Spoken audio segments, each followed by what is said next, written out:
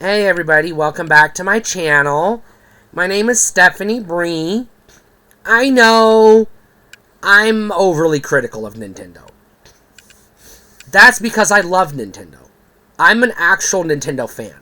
I love their stuff. I love their games.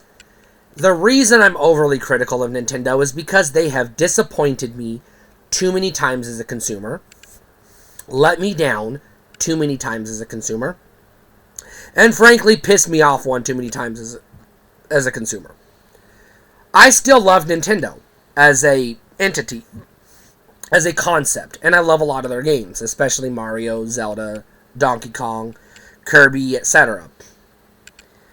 But that's not to say I love everything about Nintendo. There are things about Nintendo that make me scratch my head. There are things about Nintendo that make me roll my eyes. There are things about Nintendo that make me want to bang my head into the concrete until I fall into a coma. Nintendo is one of those companies that elicits this type of reaction from us because we love them so much as a culture, especially gamers. Because they gave us Mario and Zelda, for God's sake. Metroid, Donkey Kong Country. You gotta give them props where due. They also gave us Labo. They also gave us fucking Pokermans. And goddamn Animal Crossing. Fuck off. Every once in a while, Nintendo does a thing that makes me want to punch them in the nose. The imaginary them. You know, just them. Not anyone in particular. I just want to, like, flip them the bird. Fuck you, Nintendo. So a lot of gamers, especially Nintendo gamers, like to compare the Nintendo GameCube to the Wii U. I think this is wrong. This is a fallacy. Because the two systems are not comparable in any way, shape, or form. The only thing they have in common is they were both various degrees of commercial failures. One, the GameCube, is generally beloved by more people than who dismiss it, whereas the Wii U, by and large, is pretty well dismissed by the gaming community. And it has its fans, its fan base, and it has those who do love it. And I want to, first of all, I want to talk about why one is beloved and the other isn't. I want to do a compare and contrast what made this okay and this not okay. Where we were as a gaming culture when each one came on the scene, so you understand the expectation of the Nintendo fan going into this particular console generation, GameCube, Wii U, respectively, so that you can understand why one was more beloved than the other. A lot of it boils down to Nintendo made an honest-to-God effort with the GameCube.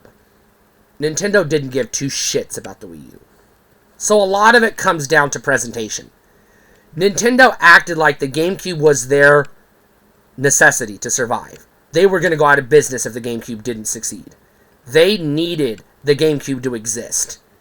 Nintendo treated the Wii U like, here's a thing, I guess.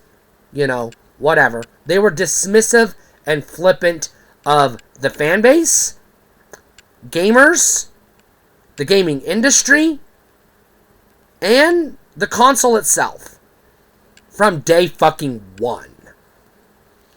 The other difference, major difference, is Nintendo bragged about the Dolphin, as it was referred to in Prototype, pre-launch, the GameCube, as a true, legit next-gen gaming hardware that was going to be competitive with the PS2 and the eventual Xbox, which came out like 2 days later.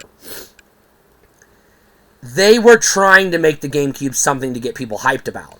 They were like, yeah, we did a good job with the N64, but we fucked up with the cartridge things. We probably should have went CD-ROM, but we didn't. Oops. Here we go. We're going to put a DVD in this thing. We're going to put a powerful graphics processor in this thing. We're going to put a powerful, flexible, versatile, easy to program CPU in this thing. We're going to give it loads of RAM and bells and whistles and make it a legit, proper, honest-to-God next-gen game console. We're just going to fuck it up the Nintendo way. A lot of fans were hyped for the GameCube going into it because we knew what we were getting into. A legit, proper next-gen game console that was on par technologically with its competitors. Was it competitive? No, nothing competed with the PS2. That's the PS2 generation. Xbox and GameCube exist in their own world in an alternate universe. That generation belonged to Sony. Like, belonged to Sony.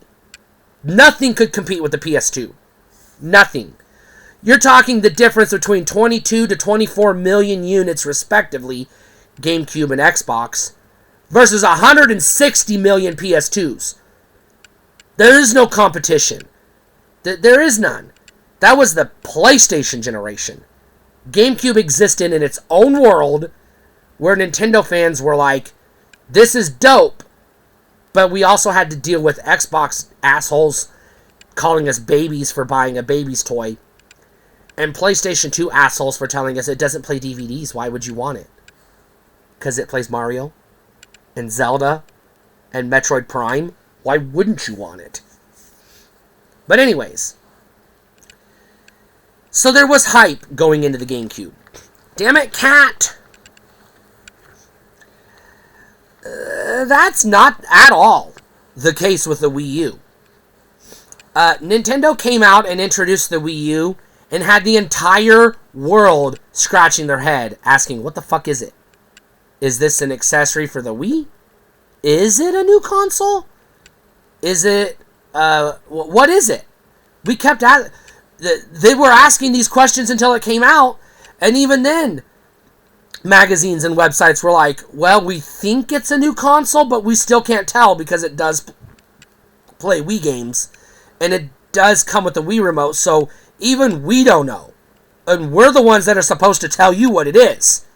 So when the gaming press couldn't tell you what the fuck it was, how the hell were gamers supposed to get excited for this thing if we didn't know what it was?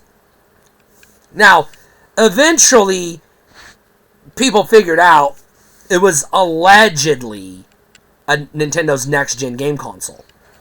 However, there's nothing at all next-gen about it. Nothing at all. It's running on Xbox 360 levels of technology, a machine that came out in 2005, but it was released in 2013, 2012. Fuck you, Nintendo. Strike one. When Nintendo was going into the GameCube, they publicly admitted, that they made mistakes in the past with third-party companies and went out of their way to fix that. They vetted Electronic Arts. They went to EA and said, please make games for us. If you do, we'll give you resources and we'll help you out. And EA said, yeah, sure, why not? Whatever. They begged Midway to keep making games for them because Midway was like, I don't know. Midway was going through a transition phase at this point in time. They were restructuring and becoming a different company than they were because they were shutting down their arcade division. So it didn't make sense for them to make arcade games and then port them to the Nintendo home console that was basically an arcade in your living room. That didn't make sense. They needed an incentive to put their games on the GameCube because they were going to make their games for the PS2. They needed a justification for downgrading it in some ways and upgrading it in other ways for the GameCube. Give us a reason to do it, Nintendo. They had to beg Namco to make games for the GameCube, and Namco was like, I don't know, bro. Like, convince me. And if you look at Namco's output on the GameCube, they weren't convinced. They barely gave it, at best, token representation. Nintendo went out of their way, bent over backwards to get Capcom support because Capcom was one of their biggest partners on the NES and SNES, and they lost them during the N64 days. And they're like, look, you're doing gangbusters on the Game Boy product line. Maybe you could do something on the GameCube. You know, they're interconnected. They both use the same naming convention, Game Boy, GameCube. You can get a Game Boy player. They'll let you play your Game Boy games on your GameCube through the TV. Or You can connect your Game Boy to it through the Game Boy Advance link cable. See? This is a thing. And Capcom initially agreed. They ported over a bunch of Resident Evil games from the PS2 and Dreamcast to the GameCube. And did some remakes of PS1 GameCube or Resident Evil games as well for the GameCube. They announced this big partnership with Nintendo known as the Capcom 5. 5 big budget, high profile, AAA blockbuster games that were going to be exclusive to the GameCube. They did their first game, it flopped. They did their second game and they backpedaled on the exclusivity and they made it on PS2 as well. And then when it came time for the third game, they didn't even bother to announce exclusivity. They said, well, yeah, it'll be on GameCube for like a month, and then it's coming to PS2 right away. So, don't sweat, it'll be on PS2. They basically said, look, there's no reason to buy a GameCube. Just wait for the PS2 version. Just like everybody did with Sega. Don't buy a Dreamcast right now. Just wait for the PS2. It's the same thing happened. The other Capcom 5 games got canceled. Just flat canceled. They may or may not have turned up on PS2. We don't know. This is something that has been debated by Nintendo fans for 20 years. But Nintendo didn't do a very good job winning back third-party companies. They got, at best, token support, which was more than what they got on the Nintendo 64 and better than what they were going to get with the Wii U. But it came down to 3 things. Thing number 1, the GameCube, while having the internal guts and horsepower to be competitive with PS2 and Xbox, was still lacking 2 features the other 2 had standard that it did not have. Feature number 1, online connectivity. Now, the PS2 did sell its modem, its network adapter separately, but later models came with it built in. The Xbox had it built in day one, but they both offered an online connectivity support. They made it easy for third parties to make their games online on their respective platforms. So if a game was made for PS2, it could be and it had online connectivity, it could very easily be ported to the Xbox, no problem. GameCube, on the other hand, while technically had internet connectivity by way of a network adapter that was only sold in Nintendo Store, or you could order it online, not enough people bought it, and not enough third parties supported it. Nintendo themselves didn't release a single game that utilized it for internet connectivity. So people were like, okay, if we're going to make a game for the GameCube, we're going to have to cut the online features out because nobody has the network adapter. And Nintendo has no online infrastructure for us to build upon. So automatically, third-party developers either had to decide, A, cut the online features out and sell a game at full price, missing key features, which nobody wanted to pay for, which meant that game flopped and didn't sell, so that made third parties hesitant to make additional games for the console. Or they just didn't release the game on the GameCube in the first place because they weren't even going to bother with the hassle because they knew it wasn't going to sell, and they didn't even bother. The second thing that kept third-party games off the GameCube was the mini-disc. Now, you could argue all day long, was the ability to play DVD movies a key selling point for the PS2 or not? I say it was, but it probably wasn't the only feature that made PS2 success, but it was definitely a factor. But it didn't matter that the GameCube couldn't play DVD movies. That wasn't the problem. Nobody cared.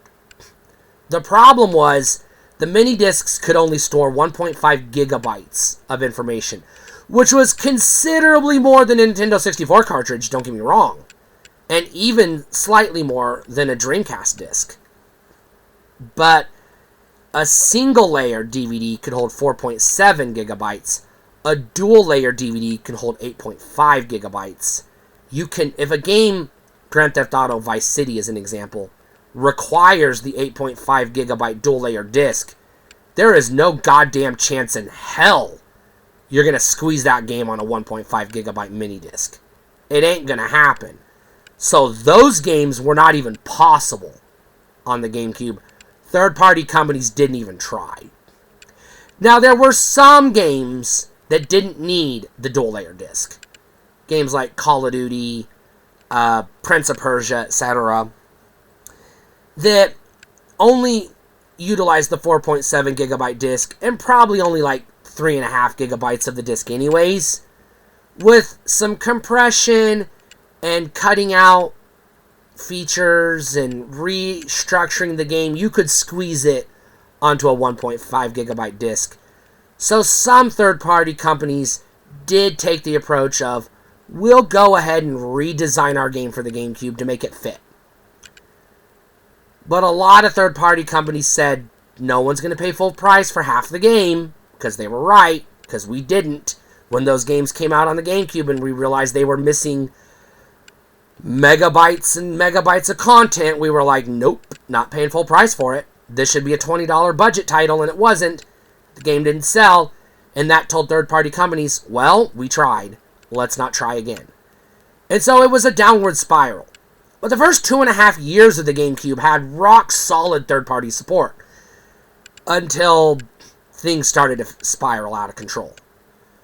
Nintendo did damage control from day one, and they went out of their way to try to entice third parties back. Like I said, making partnerships with Midway, Capcom, EA, and Namco. Major partnerships. But these all fizzled out. They also made partnerships with other companies, but, as I talked about previously, they had a working partnership with one company, Rareware, that was working out for them really well on the Nintendo 64, that they let slip through their fingers and lost in the GameCube era. Gave them to Microsoft. So, let's talk about the Wii U. The Wii U was coming off the high success of the Wii. Big success, Nintendo sales were great. However, due to technological limitations, inferior internet infrastructure, and again, utilizing a DVD-ROM when everybody else was using Blu-ray. Well, Xbox wasn't, but Xbox had a hard drive, and we didn't have a hard drive. There were technological limitations that, again, made it difficult for third-party companies to bring their games straight across to the Wii. So you either had to remake the game from scratch and tailor it to the Wii, which sometimes worked, sometimes didn't, or you had to bring half of the game over to the Wii and sell half a game for full price again, which gamers were like, nope, we're not doing this. Or you just didn't put the game on the system at all, but as a third-party company, you just made shovelware in its place because the shovelware sells. So third-party companies were willing to make games for the Wii. They just weren't willing to make their flagship games for the Wii. So when it came time to release games for the Wii U, third-party companies were scratching their heads, just like the journalists and the gamers. Well, wait, what is it? So third-party companies were like, okay, it's running on last-gen technology, but last-gen is still successful. 360 and PS3 are still selling well, so we can justify taking our 360 or PS3 port of a game and translating it to the Wii U. We can justify that this one time to see how it goes. Because there's still enough gamers buying PS3s and Xbox 360s. We can still make games at that level profitable, so we're not going to go out of business. But gamers weren't sold. The gamers were like, I already have a 360. I'm not going to buy a next-gen console that isn't next-gen. I'll buy a PS4 or an Xbox One. Or just upgrade my PC again. Because that's what most gamers did. So you automatically went into it confused. There was no hype going into it like there was with the GameCube. And you already had third-party companies that were apprehensive about even touching the thing. Because they knew they couldn't get away with dumping shovelware on it, because that wasn't going to work, because it didn't have the sales numbers. to justify that. And two, they couldn't justify giving it their best resources because it wasn't next gen. So the best they could do was half-ass ports of last-gen games. Which again, if there was no Xbox 360 or PS3 version, there was no Wii U version. That just wasn't going to happen. But we have to backtrack one more time. Nintendo is not as big of a company as people think they are. Financially, yes, they make big money, but they do so because they're a small company. What I mean by that is they keep their staff to a minimum. They had minimal staff making games in the NES and SNES days. You could make an NES game, a team of 3 to 5 people can make a complete blockbuster AAA NES game. 3 to 5 people. You could double that staff and make a Super Nintendo game. However, you had to triple the staff from a Super Nintendo game to an N64 game. And because the GameCube was even bigger worlds, more to do, bigger 3D characters, more polygons, more 3D art, higher resolution textures, which meant you had to spend more time on the art, drawing the textures and things like that. It took more people to develop games for the GameCube than it did previously. Nintendo didn't necessarily have the resources for this. And it, the games themselves weren't like, they were next level, but they had already built the game engines on the N64, so they already had a template. So it was basically N64 games with better graphics. This wasn't too incredibly difficult. They already had the second-party support, initially from Rare, which they lost, and then they had support from Hudson Soft and a couple other places, and would pick up support from Retro Studios and a couple other places like Treasure, who would help them out, fill in the gaps. That wasn't enough. So, Nintendo's output on the GameCube still wasn't great. It was slightly better than their output on the N64, and due to the fact that you could get third-party games quicker and easier on the GameCube than you could on the N64, they still had a decent third-party offering, again, for the first 2.5 years, to satisfy gamers. So there was still stuff to play. The droughts weren't as painful. Now, Nintendo saw the writing on the wall. They knew the PS3 and the Xbox 360 were beyond their skill set, because they had to cut their team in half. Half of their developers had to be making games for the console. At this point, it was GameCube. The other half had to be making games for the handheld. At this point, it was the Game Boy Advance, and they were gearing up to release the Nintendo DS. Now, your handheld games don't require as much work, effort, or resource, because they're basically old tech. Your GBA is essentially a Super Nintendo. Your Nintendo DS is essentially a Nintendo 64. More or less. So, you already have existing Super Nintendo games you can port quickly to the GBA. You already have existing N64 games you can port to the DS quickly and easily. So making games for those wasn't that big a deal. But they still had to split their audience.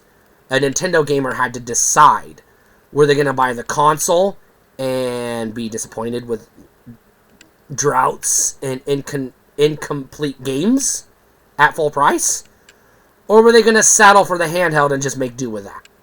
Well, this caused a division in the fan base.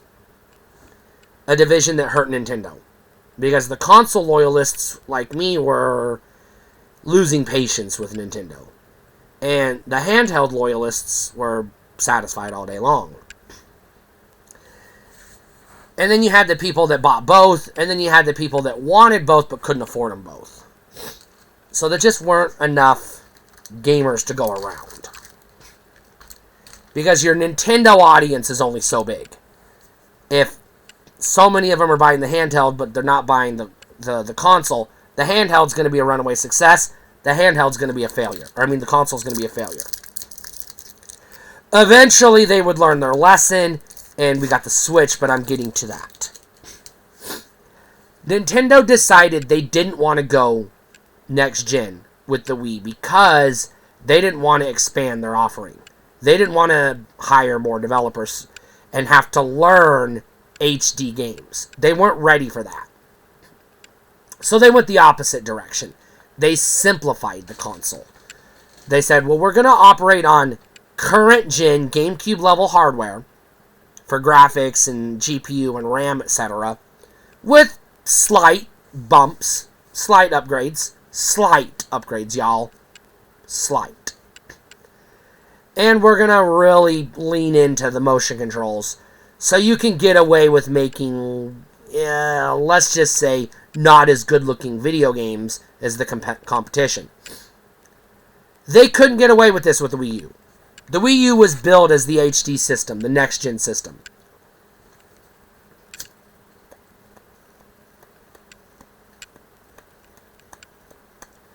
Nintendo knew they had to make a 3D Mario, and a 3D Donkey Kong, and a 3D Star Fox, and a 3D Zelda for this thing, and they had to be in high definition.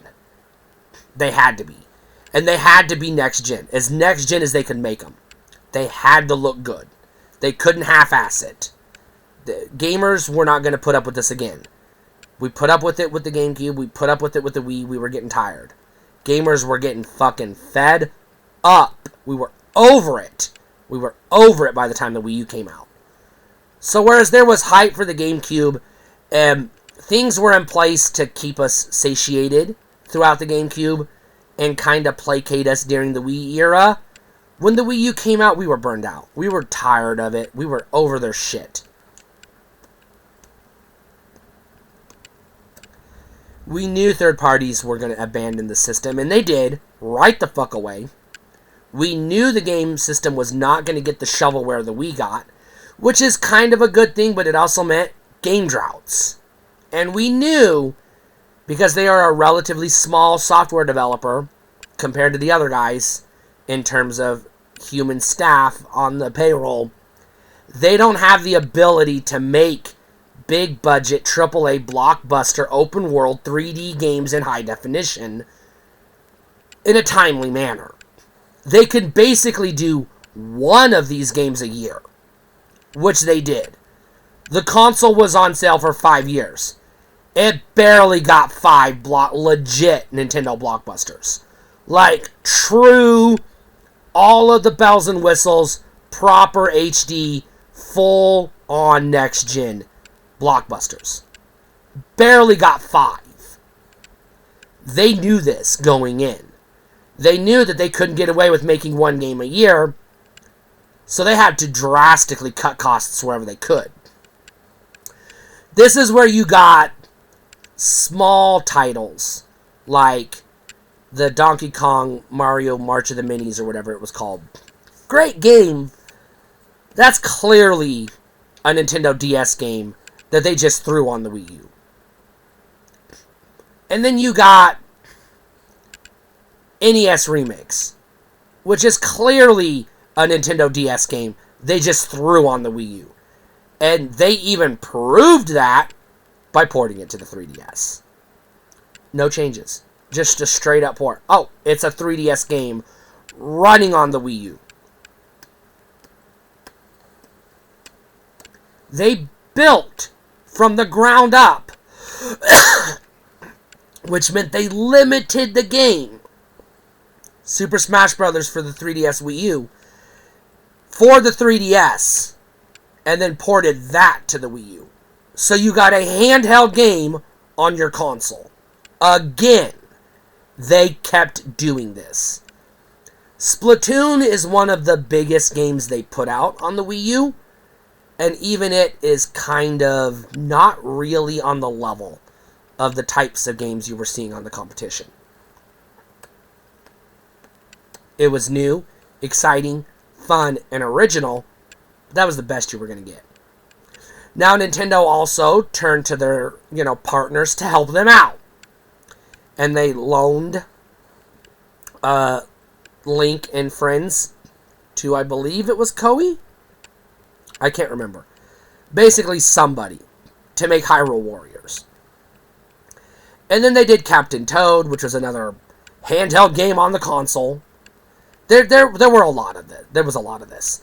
They basically took Super Mario 3D Land from the 3DS and just sort of repackaged it as Super Mario 3D World for the Wii U. And again, they did the Wonderful 101, and they did... Look, I'm not saying the Wii U didn't have games. It had great games. It had great games. Just not enough. And it had a shit ton of shovelware. Made by Nintendo themselves. That was, when I say shovelware, in this case, it's half-ass games that should have been on the 3DS, that they knew they should have put on the 3DS, but they put on the Wii U anyways because they had to. They had no choice. They had to put something, anything, on the Wii U, just to have something on store shelves.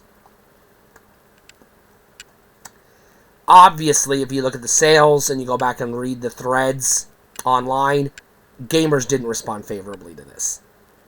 We were like, alright, I'll buy your Wind Waker HD and your Twilight Princess HD, but I'm not going to buy your 3DS game on my home console. I'll get the fucking 3DS for that. Yeah, they gave us Mario Kart 8, and like I said, Splatoon. And then they did Mario Maker, which again, technically speaking, was a handheld game on the home console, which again, they proved by putting it on the 3DS. Same thing with Captain Toad, another game that was just ported straight across to the 3DS. And in some cases, the 3DS version was better than the Wii U version.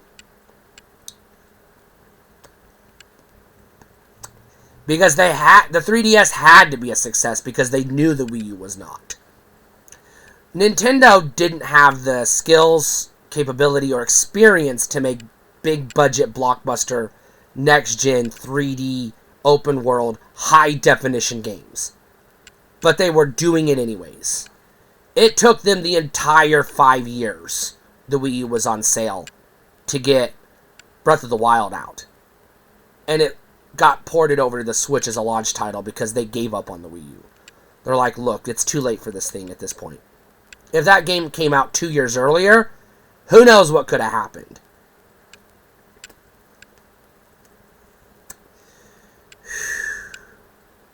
Their other big 3D blockbuster, big budget next gen title that I would classify as a legit contender was Donkey Kong Tropical Freeze. But again, that game came mid-cycle in the system's life. By that point, the damage was done. It was too late. And yeah, you got the standard Mario sports games. Again, nothing special. You got the standard... You got an Animal Crossing game that people didn't find that interesting. You got a Mario Party game people shat on. And you got a Paper Mario game that was a lot of people went, what the fuck is this? They really weren't delivering the hits on the Wii U.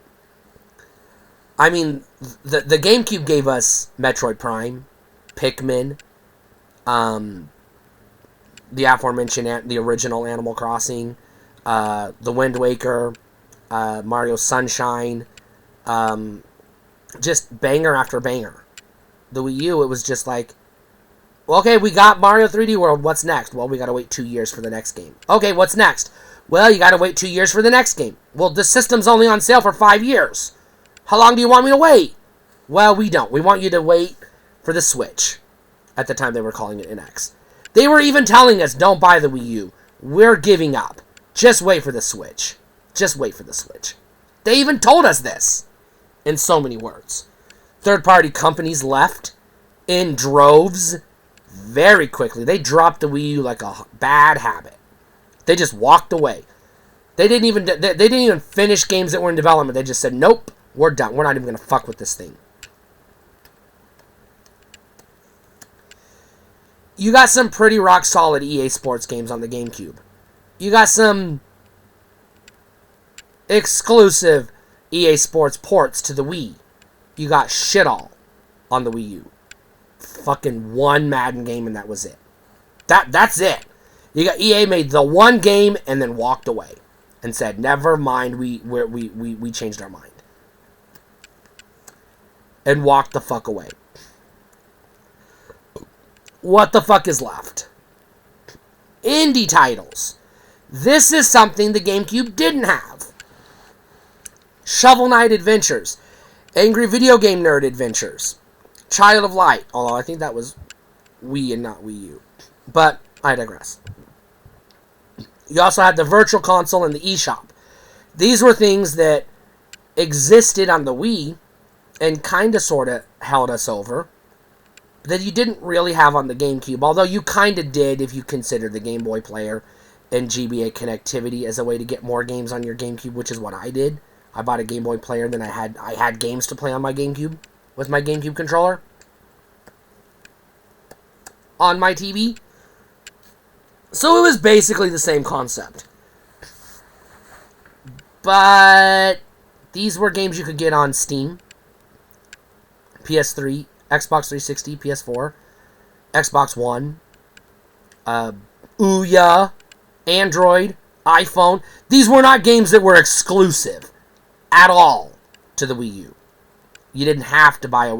So these were not system sellers. This was not a satisfying alternative to not having games. It's like, alright, I can play this little mobile game that I paid $10 for. That I could have paid 99 cents on the App Store, but I'll pay Nintendo $10 because whatever. It is what the fuck... It is what it is. You know what I mean? Gotta do what you gotta do. Again, there were technological limitations. It didn't really have a proper hard drive, but it did have hard drive support. And it had internet connectivity, but again, it was half-assed. And it had the Blu-ray disc with the storage, so they at least rectified that finally. They finally got their shit together in the storage medium and were on par with everybody else for the first time since the Super Nintendo. It's like a long-ass time, guys. That's a long-ass time to be behind the competition to try to get us... we were fed up. Now, I love the GameCube. It is personally one of my favorite game consoles of all time. Probably my number 1 or number 2 game console of all time. I go back and forth on if I like it or the SNES more. I go back and forth. So, by this point, I was fed up. And I wasn't alone. The GameCube sold between 23 to 26 million units, depending on the source you reference and who you ask. I'm going to say it's in that range. The Wii U sold between 13 and 14 million units, depending on which source you use.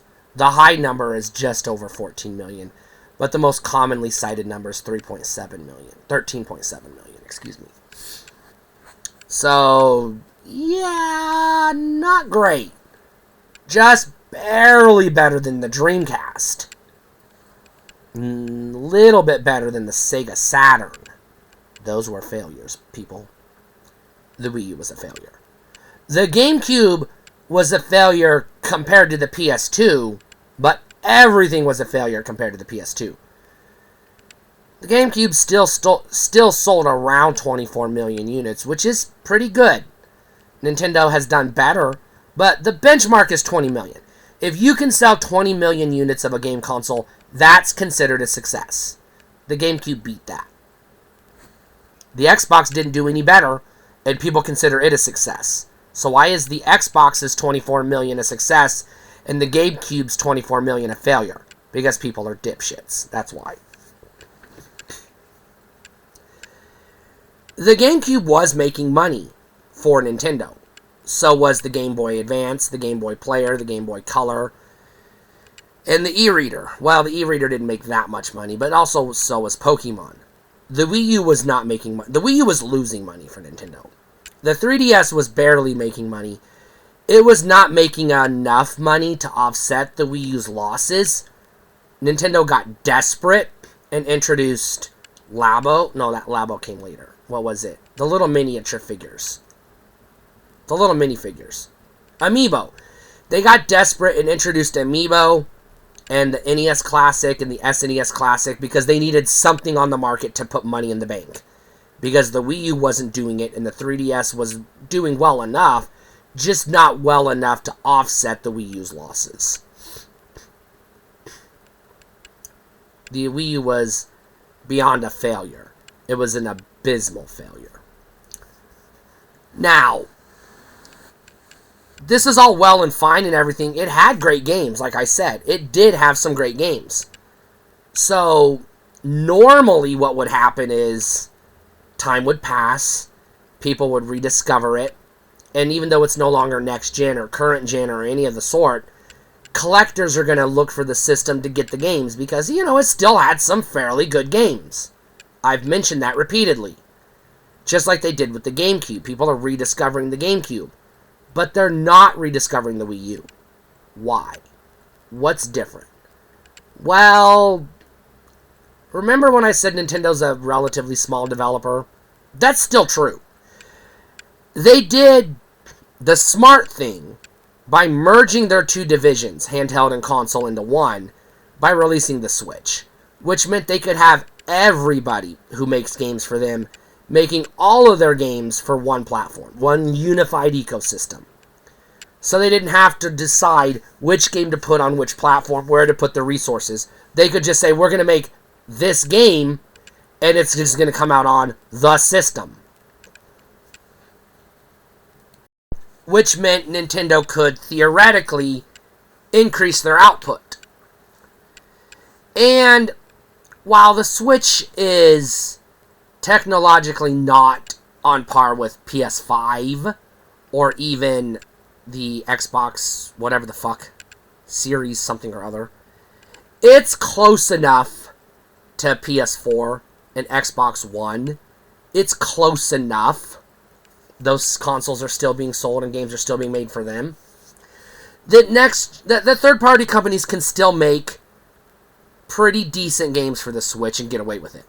Yeah, you still run into the issue of they might be missing features or whatever, but the Switch is at least getting more games than Nintendo has traditionally got in a very long-ass time, which is one of the reasons why it's doing better. And third-party companies have responded, and they're supporting it better than they have in the longest time.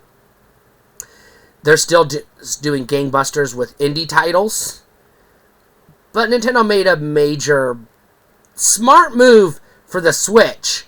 The Switch needed it desperately early on because it was going to take them time again to make their big blockbuster AAA full open world HD games for the Switch. Those games were still coming, but Nintendo's like, well, we've already made that. We've already made this game for the Wii U. Nobody bought. Let's just put it on the Switch. We can beef it up with some enhancements, some DLC or whatever. No one will know the difference. So here you have a retro console at this point, the Wii U, that theoretically should have appeal to collectors because, oh yeah, I want to buy the system to get these games. Historically, that's why you buy a retro console, to get the games, right? Super Mario 3D World, Donkey Kong Tropical Freeze, Mario Kart 8, etc., etc. But not only has every single flagship title that was released on the Wii U, every single one of them, been ported to the Switch. Every single one of them that has been ported to the Switch has been given a facelift, an upgrade, and additional content. Basically, there's no justifiable reason to play the expensive, outdated, inferior Wii U version when you could just get it on the Switch. This has shortchanged the collector market because gamers are cheap. We spend more money on our hobby than comic book collectors do, by and large. Well, I say by and large. But we tend to still want a discount. We want a bargain. We want to get the best bang for our buck. And if a gamer can get the Switch, which they're going to anyways, and buy Super Mario 3D World Deluxe with bonus content for $20, on the Switch, why would they spend $400 plus on a used Wii U and roll the dice if it even works, and then spend $70 plus on the Wii U version of that same exact game? Only it's missing content now. You see where I'm going with this?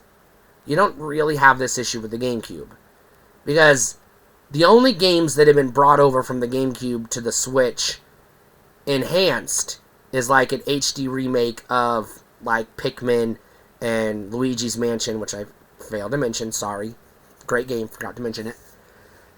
The HD enhanced remake of Sunshine, and I think there was also an HD enhanced remake of maybe Metroid Prime, I'm not sure.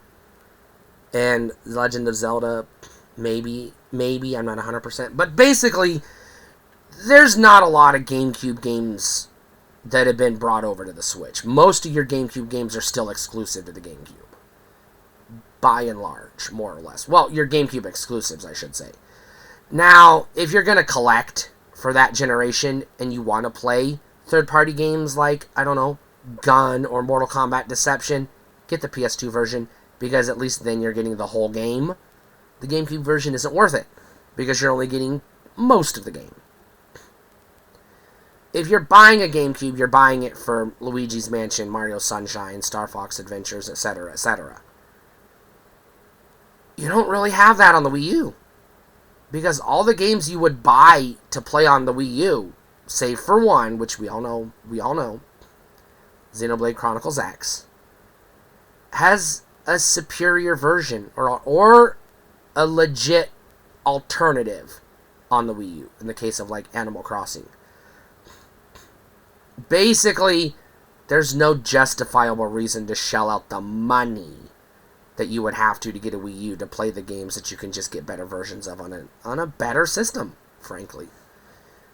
Which means, and I know this isn't really my entry in the collector series, this is just comparing the two, but it does basically limit who's going to be interested in collecting for the Wii U, which does mean, due to the nature of the fact that the systems aren't going to last forever, they're going to be hard to repair, nobody wanted them in the first place, which means nobody bought them to resell them, which means nobody has them, etc., etc.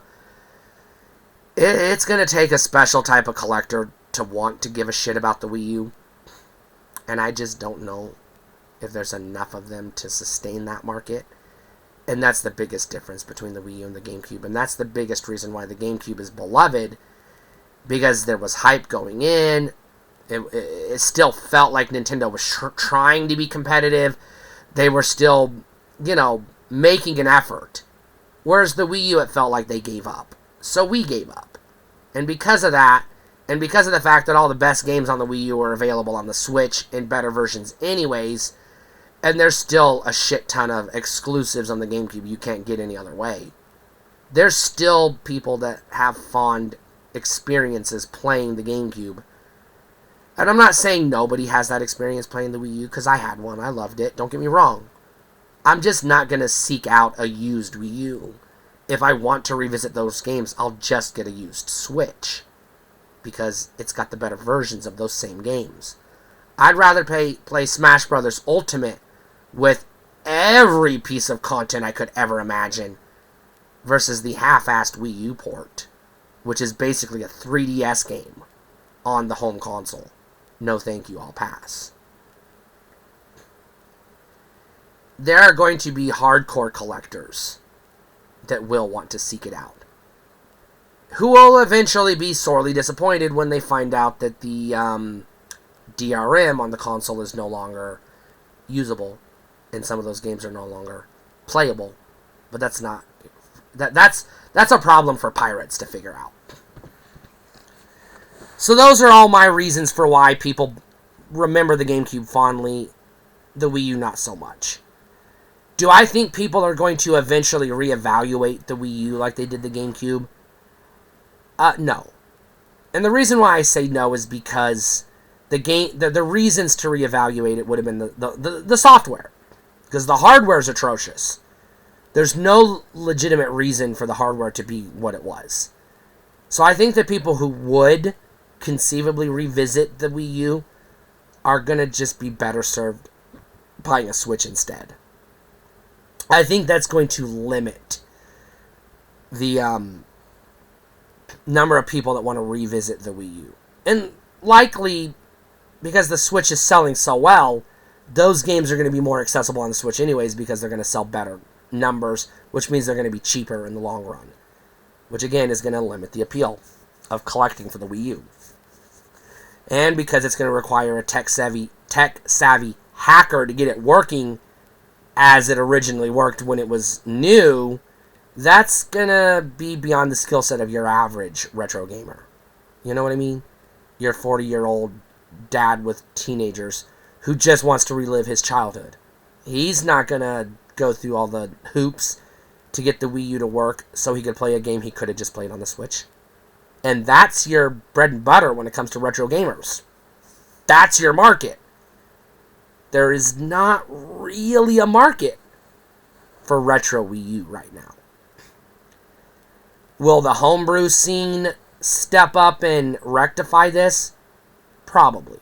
I'll say most likely, yeah, eventually. We'll get some bangers on the Wii U from the homebrew scene, eventually. Because, we're getting bangers on the Dreamcast, for Christ's sake. Do I love the Wii U?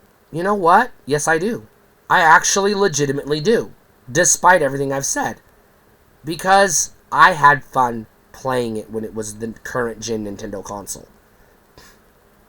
It just was the last straw for me. Will I ever go back and buy another one? I just don't know if I have that kind of nostalgia for the Wii U when I can just get a Switch. Play those games that way. I don't know. Maybe the bug will bite me someday, but I'm getting older. I'm middle-aged. I'm not even playing games like I used to. Stay cool.